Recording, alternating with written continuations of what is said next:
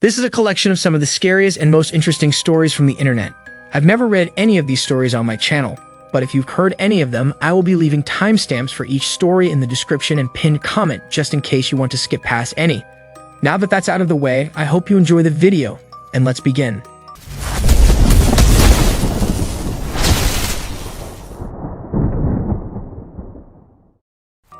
Story 1. This took place about 10 years ago when I was a freshman in college. This is the first time I've recounted this story in full detail to anyone. I attended college in a rural mountain area in the Northeast, a small school tucked away in the rolling hills of the mountains, the type of place where the beauty and casual grace of nature is juxtaposed by the ugliness of humanity. The newspaper was ultra-conservative, and you couldn't sojourn too deeply into the woods beyond a few trees without seeing some trace of meth activity. You know the type of place I mean. Anyway, one of my new friends from college somehow discovered an abandoned train trestle deep in the woods about 5 miles from campus, in no man's land, basically. I don't remember how he found this place because it was very much off the beaten path. The trestle crossed above a river which placidly flowed about 40 feet below. It was actually quite beautiful, and we began going there maybe 3 times a week, just chilling on the trestle, watching the water below and the open sky above. We drink 40s there, smoke a bowl there, bring girls there.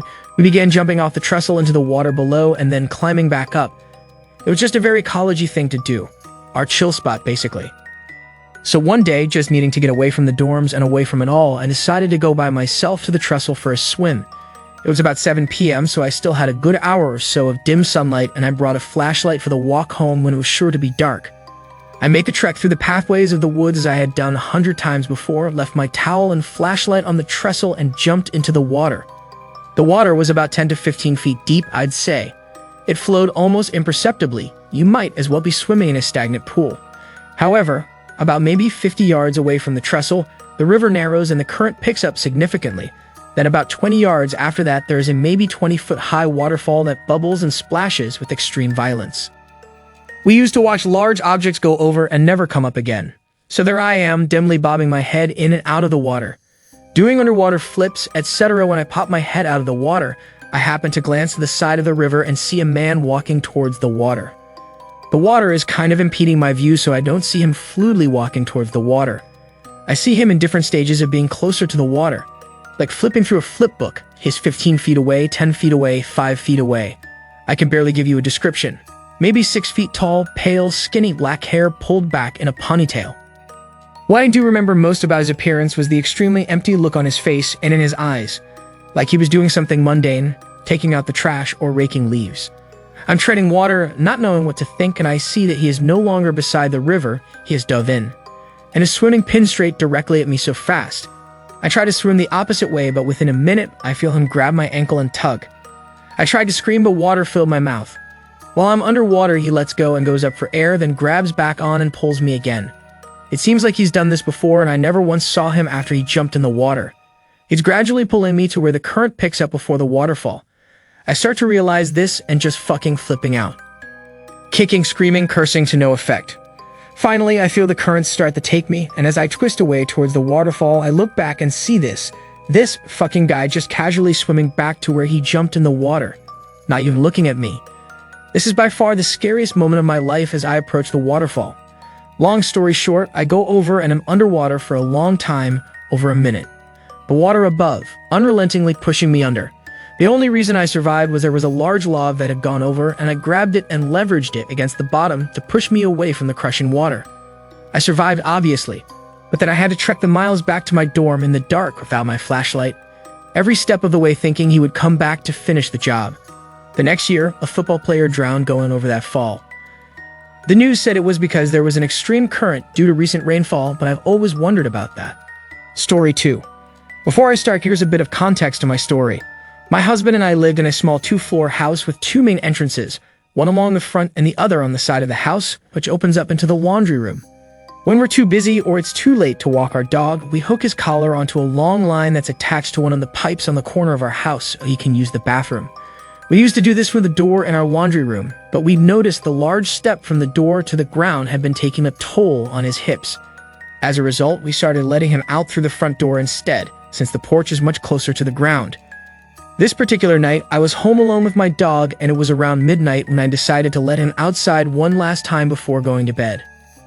I hook him up to his line, close the door, and lock it before heading into the kitchen to put away the dishes. This was pretty routine. Even if he used the bathroom quickly, he liked to walk around along the front and side of the house for a few minutes before coming back inside. As I'm putting away the dishes, I hear a scratch on the door. How my dog signals he wants to come inside. So I head over to let him back in. Since I've watched way too many scary movies, I always look through the door's peephole before opening the door. Out of habit, I look to check that my dog is in front of the door. Instead, I see a man staring very intently at the door handle. I freeze with my hand on the door handle. I don't know how much time went by, but then I heard another scratch, this one louder than the last. This kind of wakes me up from my initial shock, and I run to grab my cell phone. I call my husband to tell him what's happening. He was very confused. I probably wasn't explaining the situation very well, but says that he's heading home. This is when I realize my dog is still outside with this person. I head back to the front door, trying to make as little noise as possible, to check whether the stranger is still there. Just like before, he's standing there, head bowed, looking at the doorknob. I tiptoe over to the laundry room and slowly open the door as quietly as possible. I can't see my dog anywhere, and the side of my house is covered in gravel. I knew I couldn't step outside without making a lot of noise, with my heart still pounding in my chest. I go to the front door to keep an eye on the stranger and to get a better look at him. I considered calling the police, but I didn't feel they would take me seriously, since all this man was doing was standing in front of my house. I tried taking a picture of him with my cell phone, but my camera was only able to take pictures of the peephole and not the images behind the glass. All of a sudden, the man looks up directly at me. I swear he knew I was there. He glares at me, then opens his mouth to show this taunting, malicious grin. He stood there that way for a few seconds. With that, he turns around and starts to walk down the street. I stayed in the same place, almost expecting him to rush back and start pounding on the door. Luckily, my husband got back after a few minutes. Long story short, he convinced me to call the police, and we went out looking for our dog. It turns out this man had cut the end of the line connected to the pipe, and our dog decided this was a good time for him to explore my neighbor's backyard, which was where we found him. It's been 3 years since this happened. We've since moved to a new house, unrelated reasons, and the police weren't able to come up with any suspects. Ever since then, we take our dog on very long walks before the sun goes down. Story 3. To give some explanation and background knowledge for this whole encounter, I was around 15 at the time this occurred. I was camping out in the middle of nowhere with my family and part of my extended family, my aunt, uncle, and cousins. I was the oldest kid there in the RV, so you can probably understand how it felt to have no one else to do the stupid crap I did back then with. With a good 2-year gap between me and the inferiors, it was almost like nirvana when I got to the campground and met the other teenagers. These were all people we knew fairly well from previous camping trips, so it was considered normal to hit it off with them from the start and act like we've known each other forever within the hour. Now the story. My parents trusted me a lot, not a lie. I like my fun, but I like getting home in time for dinner equally as much. So when I was gone most of the day with other people from the camp, they didn't think much of it. The only rule was that I had to be back at the RV to eat dinner, and before 8:30 p.m. in the evening. So picture this. Group of 6 teenagers, 15 to 16, out in the middle of the woods with no adult supervision for the vast majority of the day. Just a recipe for success right there. But this particular day, we found a neat little deer trail we hadn't found in the 2 years we'd been there before. On second thought, though, it didn't really seem like a deer trail. It snaked through a really thick part of the underbrush. Maybe a foot, 30 centimeters, of clear ground. 3.5 feet, 1 meter, clear of branches going upwards. It's a really hard thing to pick out of the brush unless you're either really looking or know where it is. It was promptly explored, marked with a broken branch outside of the entrance, and quickly forgotten. Except I remembered this special little tunnel. That night, while we were all eating dinner, one of the adults proposed that we played manhunt out in the woods. At night, not everyone was totally on board with this idea, but in the grand scheme of the plan, they were quashed down like autumn leaves. Everyone got a flashlight, and everyone was assigned to a team. For those of you who aren't sure what manhunt is, here's an explanation. Everyone playing is given a flashlight, and they are divided into 2 groups. It's basically like a glorified flashlight tag, but there's a catch. As you catch people, you have to correctly identify who they are, and if you can, they join forces with the hunters. The last man standing gets a candy bar or something, whatever is being offered as a prize. This is how we played it, anyways. For the first round, I get lumped in with the runners and those who are getting chased by the hunters. We get 5-minute heads, start to run, climb a tree, whatever the hell we want to do to evade the hunters. Usually I'm the one up in the tree, but that never really worked out as being the winning spot. So to try and score a win for once, I decide to play the cat and use one surefire method of escape. And the hiding spot was the rude little path through the thicket. It took most of the head start time to find the damn thing because it was so well hidden and out of the way. As I passed hiding spots, I heard hushed, smothered whispering between siblings who were questioning my actions like a bird's wings rustling when it's fluffing itself. It should be noted that I have bad hearing. My ears are possibly my greatest asset in this game.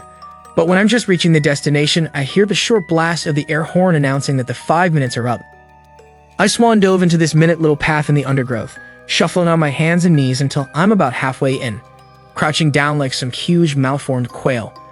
The hunters are doing an initial sweep through the trails, looking for obvious hiders and people caught out trying to change spots. When they finally reach me, they reach the dead end and go straight back. I try to readjust myself and crawl further down the tunnel. I honestly don't know how it happened, but I found an even more hidden path within that one, and accidentally, I dragged my stupid body down the rabbit hole. Except instead of ending in a dead end, this one ended in a slight hollow. I don't ever want to describe exactly what I found there. I'm sorry, but I just can't. It was a younger-looking woman, naked, covered in lacerations and stab wounds in the fetal position. Her glassy, glazed eyes seemed to look straight through me. I don't go any further than that. I was too scared to scream, and I froze there while dark, burgundy stains formed on my jeans. I froze there in a pseudo-catatonic position like a marble carving for what felt like hours. And then I heard someone else coming along that path. Have you ever been so scared that for one moment, one insane moment, you truly consider something incredibly stupid as a viable option to escape? That was one of those times. I let out a short, trembling whimper and started moving. Whoever was on the path stopped and then eagerly started moving forward again. I could hear their panting, uneven breaths of a man, a horrible marker of whoever it was getting closer and closer to me by the second. By some wondrous, beautiful miracle, he missed the path leading to the brushy hollow. I heard him moving down past the entrance, dragging something clunky and awkward behind him. I heard clinking noises and the occasional effort to silence the small, sharp noises. I heard a low curse somewhere towards the end of the tunnel, and I blasted out of the undergrowth tunnel like a bullet forcing its way out a barrel. Cracks, crashes, and obnoxious rustling was all around me as I heard the man sharply intake a breath and begin to move towards me. The hoarse, deep panting was getting closer and closer to me, a testament to how I was too slow at exiting. Somehow, I exploded out of the entrance, got onto my wobbly, half-asleep legs and started booking it down the trail. The unknown pursuer was close behind me for a bit, but it seemed like he was too exhausted to chase me at the same speed for long. I know everyone loves to rip on the fact that people always trip in horror movies, but in all honesty, tripping is something I am amazed I didn't do.